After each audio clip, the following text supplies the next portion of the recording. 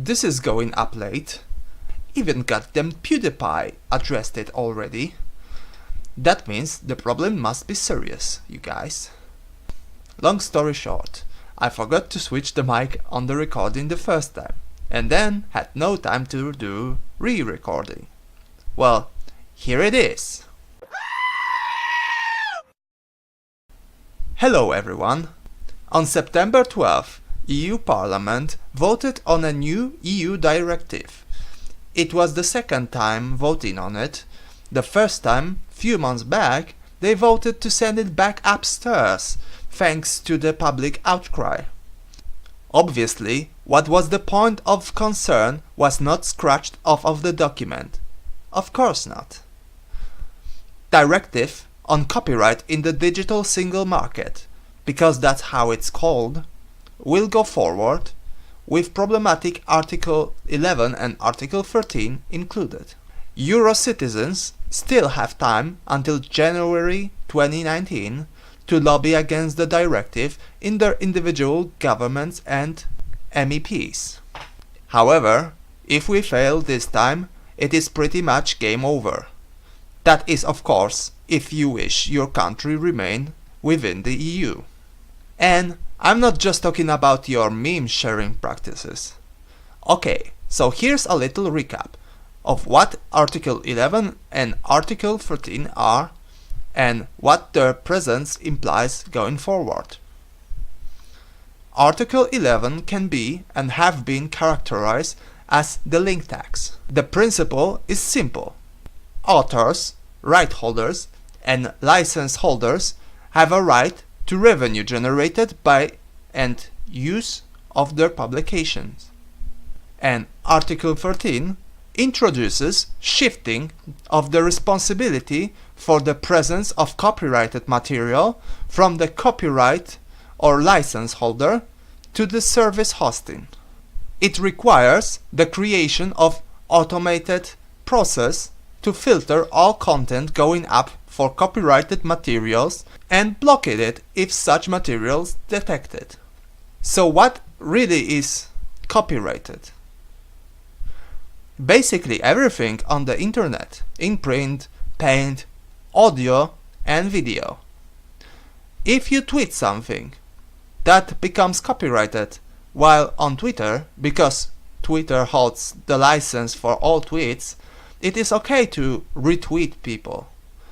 If you were to, let's say, take a picture of a tweet and post it someplace else, technically, that is copyright infringement.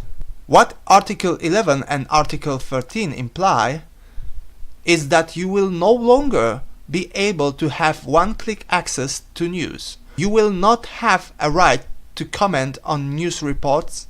Your political and non-political speech will not be protected from censorship. And the censoring becomes automated. So you might have a hard time having your content go up. The flow of information will be disturbed as if a dam is placed on a river. Only a fraction of otherwise valuable content will get to the consumer. You want to talk about someone's tweet on Facebook? Nope, can't have that. You want to use a picture that don't belong to you in a collage and tweet it? No can do. Fair use will not be exempt from this automated process because algorithms have no way of distinguishing fair use, and so all content containing other people's work or parts of it you're not explicitly a license holder to will be blocked from going up. My thumbnail for this recording have an EU flag in it. Under the new copyright directive, that recording ought to be blocked in the EU. Well, actually, the directive exempts private individuals from the link tax, would say the defenders of this going forward. Great. So, I could link a news article I would never find out about unless I browse through 800 different publishers' web pages on my blog nobody will ever find out about, because everyone's on Facebook for their social interactions and not browsing random blogs. And meme? Forget about meme. You cannot have meme. Nobody will send their meme by email. Meme are gone. Besides, what's the difference between Facebook and Gmail? Next thing you know, EU might want to apply the filter to your emails and your phone calls. You know how those tech giants are having congressional hearings before the US government in recent months? Well, their line of defense was, "We're just a platform, and as such we take no responsibility for the action of our users." Mind, the same principle was used to exempt phone service providers from responsibility for criminals using their service.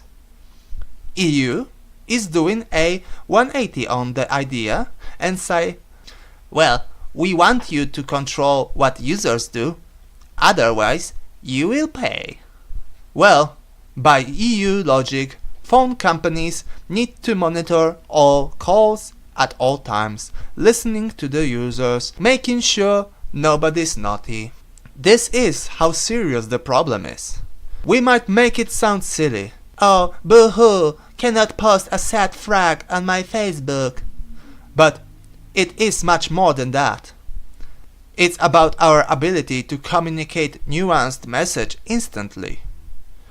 One picture is worth 1,000 words. Well, that picture have been blocked by the algorithm, thanks to unelected bureaucrats from Brussels.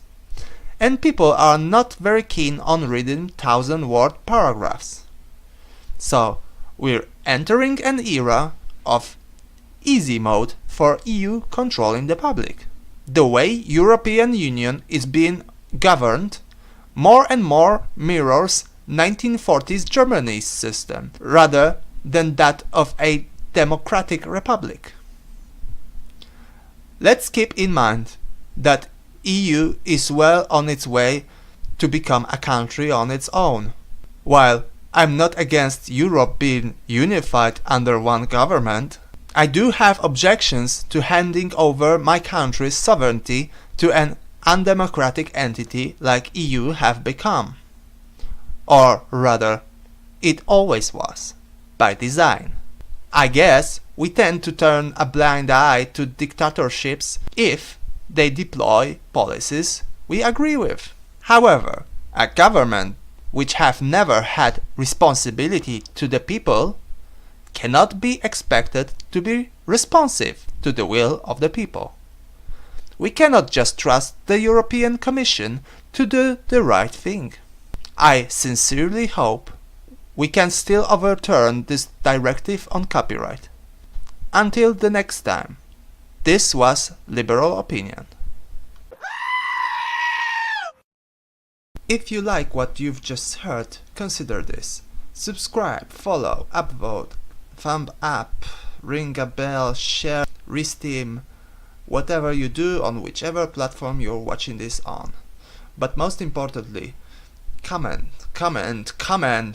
leave your feedback. Help the liberal opinion spread.